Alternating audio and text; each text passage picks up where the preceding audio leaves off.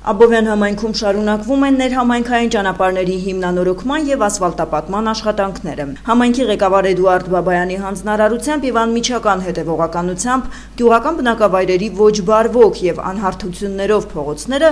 ըստ առաջնահերթության վերակառուցվում են։ 2025 թվականի սուբվենցիոն ծրագրի շրջանակում ճանապարհաշինարարական լայնածավալ աշխատանքներ են իրականացվում Գեղաշեն բնակավայրում։ Բարեկարգվել է գյուղի առաջին փողոցի 7-րդ, 8-րդ, 9-րդ 10-րդ փակուղիները, առաջին փողոցի 4-րդ եւ 5-րդ նրբանցքները,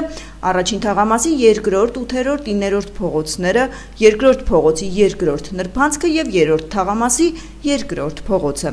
Օրերս համայնքի ղեկավար Էդուարդ Բաբայանը աշխատանքային այցով Գեղաշեն բնակավայրում էր, որտեղ շրջել եւ ծանոթացել է ընթացիկ տարում գյուղում իրականացվող ծրագրերին, ճանապարհաշինական աշխատանքների ծավալին եւ որակին։ Ընդհանուր առմամբ Գեղաշենում կատարվել է շուրջ 11,000 քառակուսի մետր մակերեսով հիմնանորոգում եւ ասֆալտապատում։ Շտկվել են խնդրահարույց փողոցներ եւ անհարթություններ, ստեղծվել են բնակիչների տեղաշարժի եւ տրանսպորտային միջոցների երթևեկության համար առավել բարեկարգ եւ անվտանգ պայմաններ։ Համայնքի ղեկավարը հետևել է նաև գյուղի մարզադաշտի պատվարի վերանորոգման եւ եզրաքարերի փոխարինման աշխատանքին։ Գեղաշենում ընթացքի մեջ են նաև ոռոգման համակարգի հիմնովին վերանորոգման աշխատանքները։ Համայնքի ղեկավարին ներկայացվել են երկու ջրահավաքի ավազանների կառուցման ընթացքի մանրամասները։ Ավարտական փուլում է 2845 եւ 2350 խորանարդ մետր ծավալներով ավազանների կառուցումը, որոնց շահագործման արդյունքում գյուղում զգալիորեն կբարելավի ոռոգման խնդիրը,